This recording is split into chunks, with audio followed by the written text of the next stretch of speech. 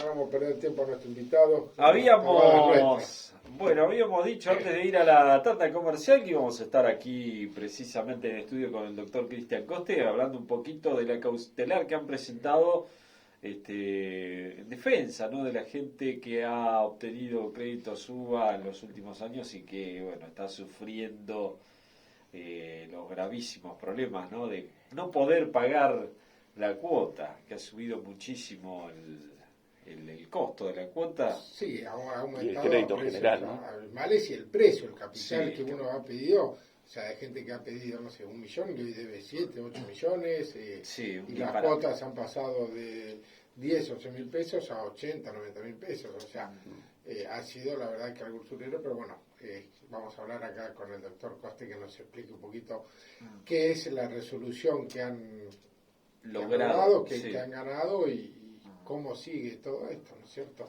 Buen día, Buen Cristian, día. ¿cómo estás? ¿Qué tal? ¿Cómo están ustedes? Muy bien, contanos un poco sobre esto que han logrado, ¿no?, desde el estudio de ustedes, para de alguna forma proteger, digamos, a los beneficiarios de estos beneficiarios, entre comillas, ¿no? De los Bueno, fueron beneficiados por los créditos y después, bueno, se ha complicado un poquito, pero bueno.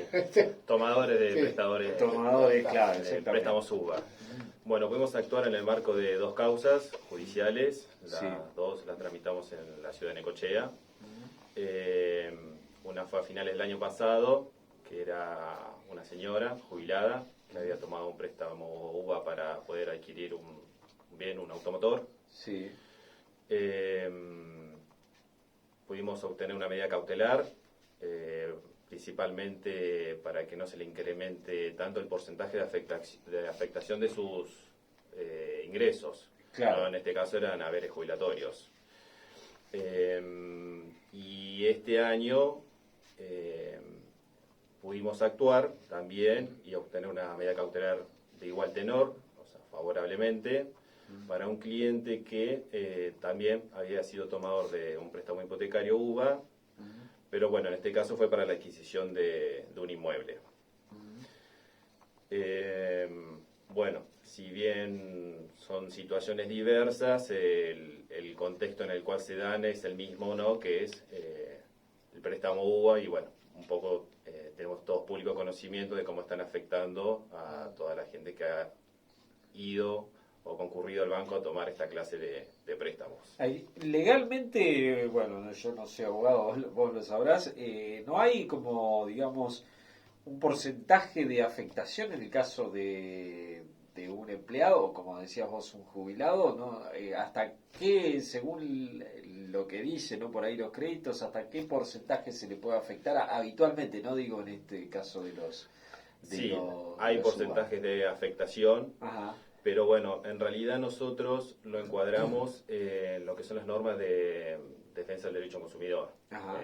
Lo que es por el rol protectorio que cumple y en las variables económicas que tuvieron al momento de la contratación, que eso nos da un porcentaje de lo que se puede afectar o no afectar.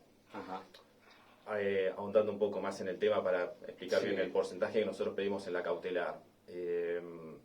Nos encontramos con usuarios que fueron seducidos por una entidad profesional, en este caso una institución bancaria, para tomar un crédito que, bueno, pregonaba ciertos beneficios que con el transcurrido del tiempo obviamente no ocurrieron. Pero esta gente, cuando fue a contratar y a obtener el préstamo, había un valor histórico de lo que era el valor UBA. Que se basa en las proyecciones que hace el Banco Central de la República Argentina. En la mayoría de los casos ese porcentaje rondaba cerca del 20%, Ajá. a veces un poco más, a veces un poco menos, pero en términos generales un 20% de lo que sería el ingreso de cada trabajador o jubilado.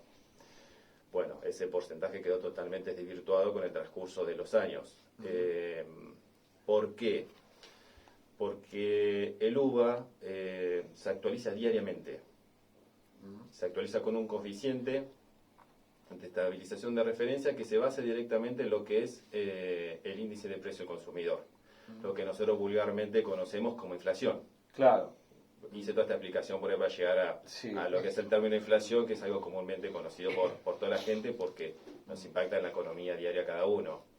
Entonces, la inflación impactó gravemente. ¿Por qué? Porque al actualizar el UVA, bueno, todos sabemos que las proyecciones que hizo el Estado o el banco fueron muchísimas menores a lo que realmente aconteció en la realidad. Por ejemplo, para el año 2021 se proyectaba que iba a haber un 29 o un 30% de inflación cuando hubo un 50.9%. Claro. Entonces esto hizo que se incremente gravemente las cuotas en los préstamos. Y bueno, y como correlato de esto tenemos la inflación, que tiene un doble impacto porque directamente hace una pérdida en lo que es el valor adquisitivo del salario de los saberes de cada uno de los usuarios, en este caso consumidores. Claro. Entonces, en base a todo este escenario, lo que decidimos plantear es una medida cautelar. En realidad hicimos una acción de fondo, dentro de la acción de fondo, una demanda, una medida cautelar. Para que nada más tengan una afectación de lo que el consumidor previó que le podían afectar al momento del contrato. Claro. O sea, el 20%. Un 20%. Tenemos casos, y en este particularmente, que es el último que surgió, que hubo de un 78% de afectación de sus ingresos. Entonces, acá el usuario se encuentra en la dicotomía. Bueno, ¿qué hago? ¿Pago el préstamo? O vivo. O vivo, exacto. Entonces tenemos una acción, es una demanda, en la cual nosotros pedimos la revisión de este contrato. ¿Bien? ¿Por qué? Porque la gente quiere honrar sus deudas, quiere hacer honor al préstamo, a su palabra de poder cumplir. Claro. Pero bueno, tiene que ser en base a principios de y algo equidad, accesible, tampoco, equilibrio y justicia. En su momento eran accesibles las cuotas y después uno agarró y se encontró con todo esto que explotó todo, que se fue la inflación al diablo y bueno, obviamente no pudo pagar y quieren encontrarle la vuelta y no ha habido soluciones de parte del Estado, no ha habido ningún tipo de soluciones, por eso no ha pasado esto, ¿no? Exactamente. Y acá nos preguntan uno, ¿cómo es? ¿A qué número nos puede mandar las preguntas, Juan? 651471. Acá hay un oyente, Marcelo, que nos dice qué pasa si está debiendo cuotas, ¿no? Que ha caído en morosidad y nada, puede igual iniciar la acción y demás. Sí, en el presente caso, el cliente que estuvimos trabajando se encontró con la situación, en el préstamo hipotecario me estoy refiriendo, que las últimas cuotas no las había podido abonar. Él nos explicaba, si pago el préstamo hipotecario no puedo solventar lo que sería una vida digna con mi familia. Entonces, bueno, obviamente va a priorizar a su familia antes que el pago de un préstamo.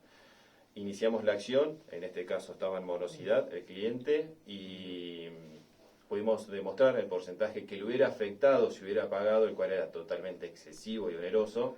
Claro. Que está como referencia el 70, 78%, 68%, y obtuvimos la cautelar igual.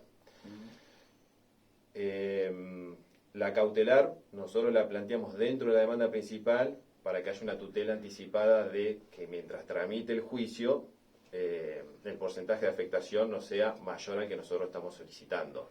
Claro. Luego, en el transcurso del juicio, la idea es hacer una revisión del contrato donde se pueda realmente negociar cuáles van a ser los parámetros final del pago del préstamo. Claro, porque ustedes logran, digamos, con esta cautelar que no se les siga afectando más del 20%, por ejemplo, pero la deuda igual sigue creciendo, ¿no? La deuda se encuentra, por eso en la acción nosotros planteamos la renegociación.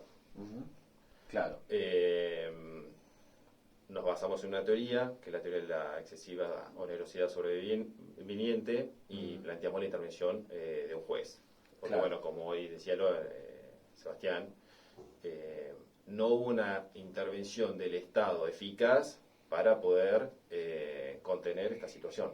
Entonces nos vemos obligados a recurrir a los estrados judiciales. Y esto, estas cautelares serán tomadas luego como antecedentes para que en algún momento, a partir de la cantidad de juicios, eso el Estado tome una determinación finalmente para cambiar esto, o no se sabe. No se sabe, es una cuestión política. A ver, el Estado sacó resoluciones durante la pandemia para congelar las cuotas, pero fue en el contexto de pandemia. Pero actualmente... Y pusieron, y a su vez le dieron, disculpad que me meta, porque lo he hablado esto afuera, les dieron más créditos y le sumaron, o sea, le hicieron un préstamo por esa... Para pagar eso, consolidar la deuda. Para consolidar, y por eso también el crédito se fue aumentando y le dieron el crédito ese sin nada. El usuario se encontró o el tomador de préstamo se encontró con que debía más. Con que debía más y que le habían dado otro préstamo sin que él lo hubiese solicitado. Claro, por eso fue muy importante lo que dije al inicio de la conversación, de que encuadramos todo esto en las normas del consumidor, claro. La defensa del consumidor. Claro, porque ahí se le dio un crédito para consolidar la deuda que no había pedido en ningún momento el usuario, supongo. Exacto. Y acá Cristian, recordemos que estamos hablando con Cristian Coste, que es del estudio Schwartz. Acá nos están preguntando dónde queda el estudio, así que bueno, vamos a contestarles dónde queda el estudio, dónde se pueden comunicar también. Sí, o facilitarles mi celular, tal vez, para que se puedan comunicar, no habría ningún inconveniente.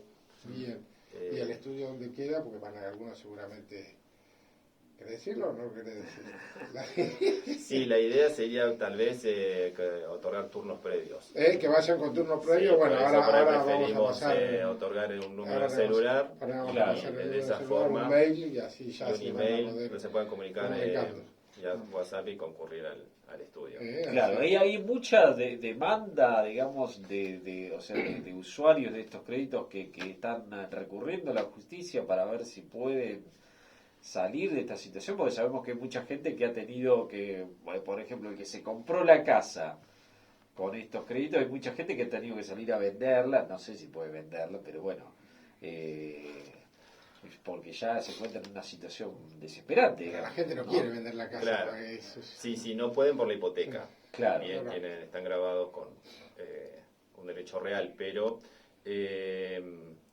sí han recurrido a la justicia, pero recién en este momento se estaría realizando lo que nosotros decimos una jurisprudencia. O sea, distintos fallos en distintas ciudades que están teniendo un criterio similar o, en cierta forma, uniforme para, en este caso, proteger a lo que sería el consumidor.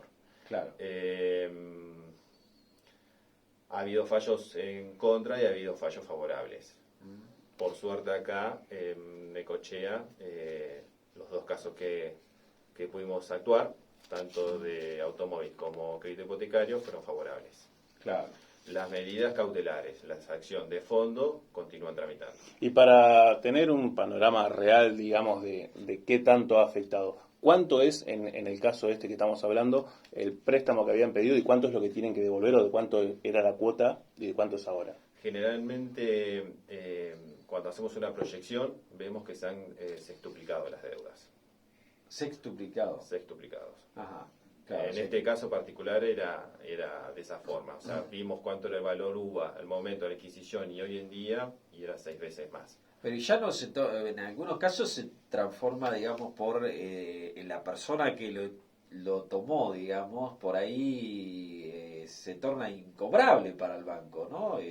Viste que hay unas ciertas categorías que te ponen, bueno, ya llegó a incobrable, ¿no? Entraste en... Pasa que tienen la casa Pero la casa hipotecada, no es que es incobrable. Claro, la delicada situación, que es lo que generalmente lo primero que las personas nos dicen es, me pueden sacar la casa, me pueden sacar el inmueble, y la realidad es que sí, pueden ser pasibles de una acción ejecutando la hipoteca sobre el inmueble, está grabado el inmueble. Hasta que uno no sale de la deuda, corre ese riesgo. Claro. O sea que está en una situación desesperante realmente muchas personas. Sí. Fueron personas que pidieron un crédito para cumplir un sueño, como es el de todas las personas, de poder tener un hogar, una vivienda, y actualmente se encuentran con una pesadilla, que es que les puedan ejecutar el inmueble donde es asiento de su hogar familiar. Claro.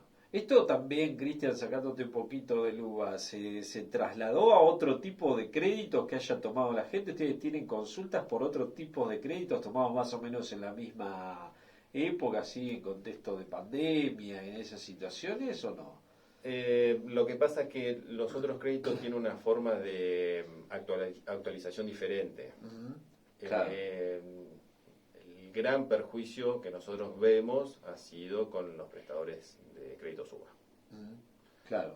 No son, son diversas las formas en que se va actualizando el capital adeudado, o sea, el interés principalmente.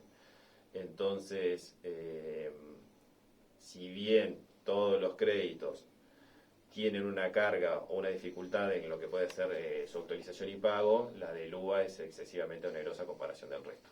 Claro, bien. Bueno, así que contanos un poquito entonces cuál es el número que se tienen que comunicar o por dónde se pueden comunicar con el estudio Schwartz para solicitar turno y que los puedan asesorar.